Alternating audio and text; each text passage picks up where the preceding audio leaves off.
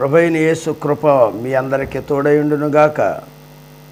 ఈ సమయంలో నేను ప్రాముఖ్యమైన రెండు విషయాలను మీ ముందు పెడుతున్నాను. ఒకటి, మానవులకు భ్రష్టు మనసు రావటానికి కారణం ఏంటి? అపవిత్రత జీవితము మనిషి జీవించటానికి కారణం ఏంటి? కేవలం దేవుని యొక్క వాక్యానికి విరుద్ధముగా జీవించట. ఒకటి, దేవుని నెరిగి దేవునిగా మహింపరచపోవట. రెండోది, చేయరాని కార్యాలు చేయటానికి భ్రష్టు మనసుకి ఎందుకు అప్పగించాడంటే, మనసులో దేవునికి చోటు ఇవ్వకుండా ఈ లోకంలో ఉన్న పనికిమాలిన వాటికి అన్నిటికీ చోటిచ్చి, పనికిమాలిన పనులకి చోటిచ్చి దేవునికి విరుద్ధంగా జీవించటం వలన చేయరాని కార్యాలు చేయటానికి భ్రష్టు మనసుకి దేవుడే అప్పగించాడు, అపవిత్రతకి దేవుడే అప్పగించాడని రోమపత్రిక మొదటి అధ్యాయము 21వ వచనం నుండి మనం చూసుకుంటూ వెళితే ఇక్కడ రెండు విషయాలు రాయబడి ఉన్నాయి.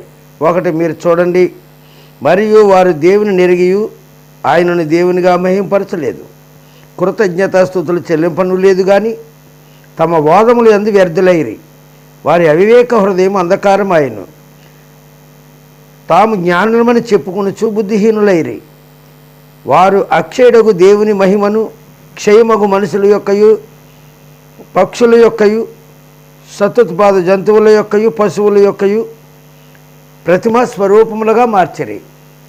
సృష్టికర్తకు ప్రతిగా సృష్టిని పూజించడం మొదలుపెట్టారు.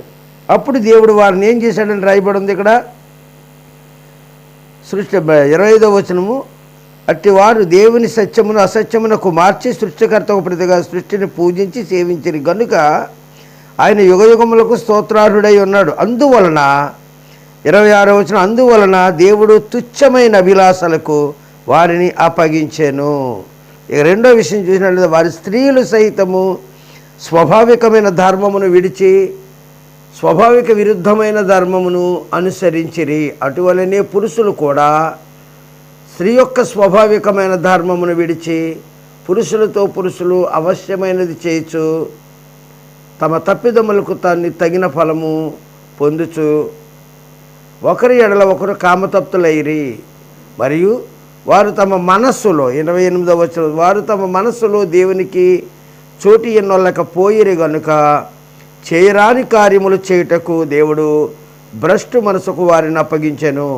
అట్టి వారు సమస్తమైన దుర్నీతి చేతను, దుష్టత్వము చేతను, లోభము చేతను, ఈర్ష్య చేతను నిండుకొని మత్సరము, నరహత్య, కలాము, కపటము, వైరమని వాటితో నిండిన వారై కొండెగాండ్రును, అపవాదకులను, దేవద్వేషులను, హింసకులను, అహంకారులను, బింకములాడువారును, చెడ్డవాటిని కల్పించేవారును, తల్లిదండ్రులకు అవిధేయులను, అవివేకులను, మాట తప్పువారును, అనురాగరహితులను, నిర్దయులను అయిరి.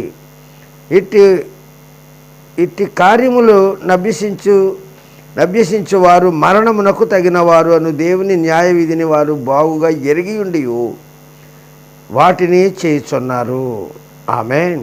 ఇంకా చాలా చేస్తున్నారని కూడా రాయబడింది. దీనికి ముందుగా నేను మీతో చెప్పేది ఏంటంటే,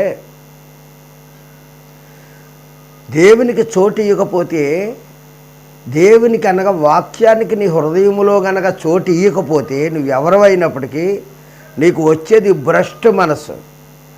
ఆ భ్రష్టు మనసుతో ఏం చేస్తావంటే, చెయ్యకూడని పనులన్నీ చేస్తావు. ఏది చేయాలో, ఏది మంచిదో అది నువ్వు చేయకూడని పనులు చేస్తావు. ఎందుకంటే అది భ్రష్టు మనసు. ఇప్పుడు నువ్వు ఏ పనులు చేస్తున్నావో, తల్లిదండ్రుల మాట వినాలి, తల్లిదండ్రులను ప్రేమించాలి, తల్లిదండ్రులకు లోబడాలి అని బైబిల్ చెప్తుంది. దానికి విరుద్ధంగా తల్లిదండ్రులని ఏదో పనికిమాలిన వాళ్ళ కింద లెక్కేస్తావు. ఇదే భ్రష్టు మనసు.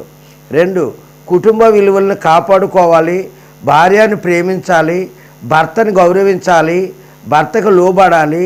ఇలాంటివన్నీ దైవ వాక్యానికి ఇష్టమైనవి, దేవుడు చెప్పిన నియమాలు. అయితే నువ్వేం చేస్తావంటే, భార్యను ప్రేమించవు, పక్కింటి వాళ్ళని ప్రేమించవు, భార్యని మంచిగా చూసుకో, భార్య వైపు చూడవు, చుట్టుపక్కల వాళ్ళ వైపు చూస్తాని జీవితం గడుపుతూ ఉంటావు. అలాగే భర్తకు లోబడవు, ఎవరికైనా ఎవరేది చెప్పినా లోబడతావు నువ్వు. ఇదంతా చేయరాని కార్యాలు చేయడానికి భ్రష్టు మనసు. ఇంకా చూసినట్లయితే ఇక్కడ మనం చదివిన దాంట్లో, స్త్రీలు సహితము స్వాభావిక ధర్మమును విడిచిపెట్టి స్వాభావిక ధర్మం స్త్రీ ఎలా ఉండాలి, స్త్రీ ఏ విధంగా ఉంటే గౌరవం సమాజంలో, ఆ గౌరవాన్ని పూర్తిగా మంటగలిపి నీవే సిగ్గుమాలినటువంటి జీవితం జీవిస్తున్నావు.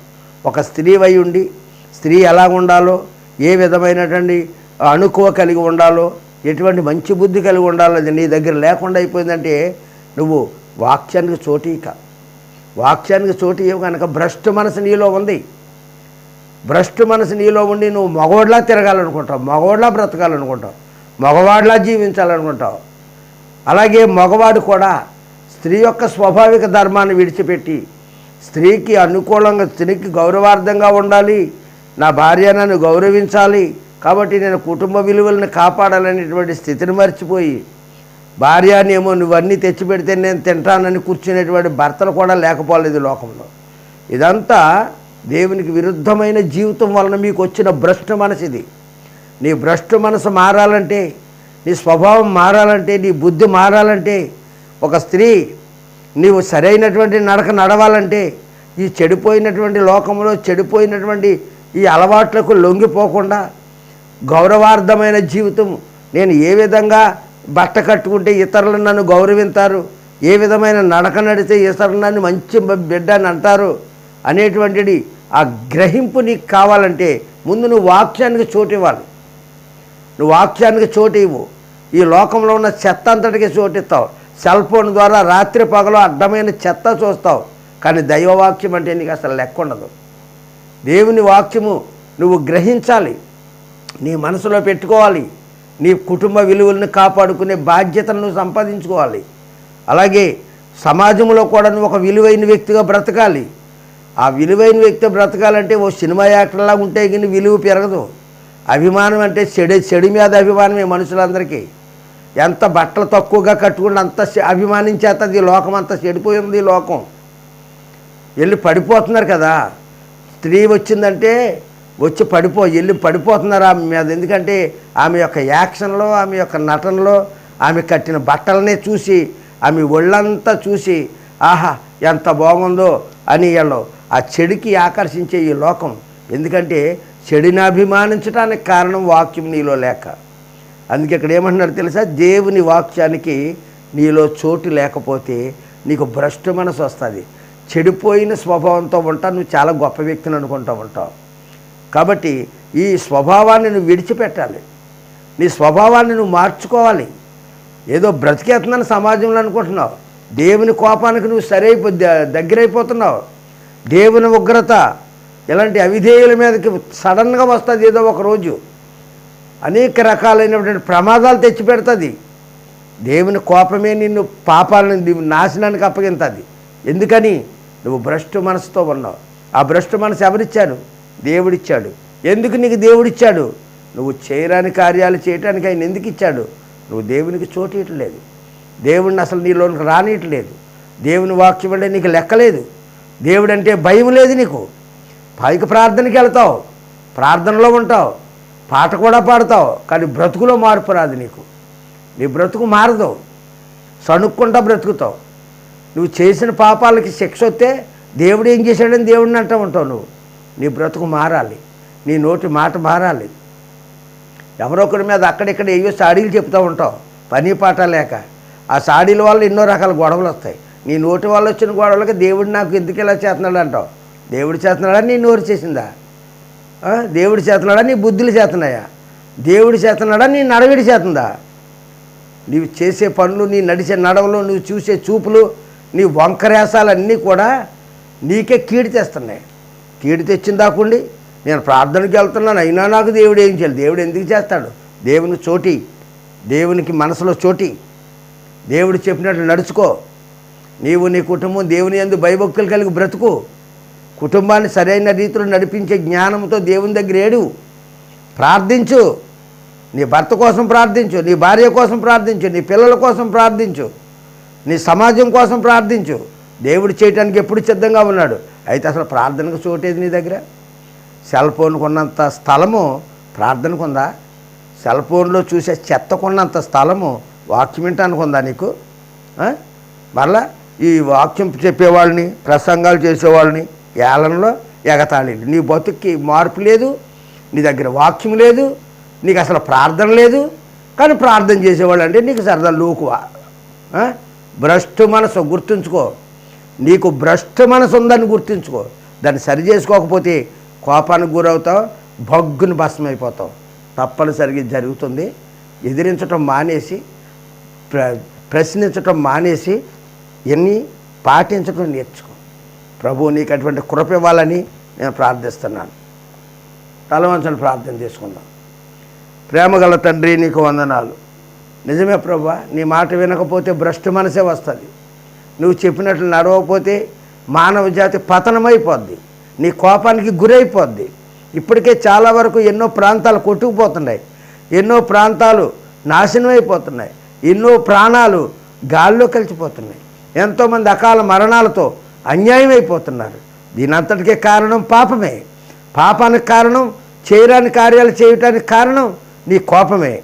దీనంతటికీ కారణం నీ వాక్యానికి మేము చోటు ఇవ్వకపోవటమే. కాబట్టి తండ్రి, మేము సృష్టిని పూజిస్తున్నాం. సృష్టిని పూజించడం వలన ప్రయోజనం ఏంటి నాయనా? మాకు నువ్వు కదా ముఖ్యమైన వ్యక్తివి, సృష్టించిన వాడు నువ్వు కదా. నిన్ను పూజించే సృష్టిని మాకు ఇచ్చావు తండ్రి. నిన్ను పూజించాలి, సృష్టిలో ఉన్నది మేము అనుభవించాలి. అంతేగాని మా కోసం నువ్వు సృష్టించిన సృష్టిని పూజించి నిన్ను దూరం పెట్టడం వల్ల భ్రష్టు మనసుకు అప్పగించి ఆ భ్రష్టత్వంతో మేము బ్రతికి నాశనం అయ్యేటట్లుగా నీ కోపం మా మీదకు వచ్చేసింది. తండ్రి, మమ్మల్ని క్షమించండి. మా సహోదరులైనటువంటి ఈ భ్రష్టు మనసు కలిగి ఎవరెవరైతే ఈ చెడు పనులు చేస్తున్నారో, విలువలు కాపాడుకోకుండా చెడు ఆలోచనలతో బ్రతుకుతున్నారో, భార్య విలువ భర్త, భర్త విలువ భార్య, తల్లిదండ్రుల విలువ బిడ్డలు కాపాడుకోకుండా ఎవరైతే ఉన్నారో వాళ్ళలో ఉన్న భ్రష్టు మనసును తొలగించు ప్రభువా. ఒకరినొకరు గౌరవించుకుని, ఒకరినొకరు ప్రేమించుకుని, ఒకరి కొరకు ఒకరు ప్రార్థించే కృప దయచేయి నాయన. దేశాన్ని కొరకు ప్రార్థించడానికి మమ్మల్ని ఏర్పరిచావు. దేశానికి నాయన మమ్మల్ని ఉప్పుగా చేసావు. ఉప్పు లేని ఎన్ని రకాల పదార్థాలు వేసినా ఉప్పు లేకపోతే అది రుచి లేనిదట్లుగా నాయన మమ్మల్ని ఈ లోకంలో ఉప్పులా ఉంచావు. కాబట్టి అందరిలోనూ రుచిగా ఉండటానికి, అందరికీ ఉపయోగపడేవారుగా ఉండటానికి, అందరి విలువల్ని కాపాడటానికి, క్రైస్తవులంగా మాకు ఇచ్చిన ఈ అవకాశాన్ని మేము కాపాడుకోవటానికి, విలువైన నీ మాటలను మనసులో దాచుకుని ప్రార్థించుటకు నాకు, ఈ మాట వింటున్న ప్రతి ఒక్కరికి, సంఘములకు సదా అనుగ్రహించమని, మీ కృపతో నింపమని, మీ ఆత్మతో నడిపించమని, ప్రతి బిడ్డ ఈ భ్రష్టు మనసులో నుంచి బయటకు వచ్చేటట్లు, సృష్టిని కాకుండా సృష్టికర్తమైన నిన్ను పూజించినట్లు, నిన్ను సేవించినట్లు, నీ వాక్యానికి చోటిచ్చేటట్లు ప్రతి బిడ్డకి కూడా నీ కృప అనుగ్రహించమని, ప్రతి హృదయాన్ని తెరిచి నీ వాక్యాన్ని హృదయాల్లో నిలపమని మా ప్రభువు రక్షకుడైన యేసు పరిశుద్ధ నామమును బట్టి ప్రార్థించుచున్నాను పరమ తండ్రి. ఆమెన్.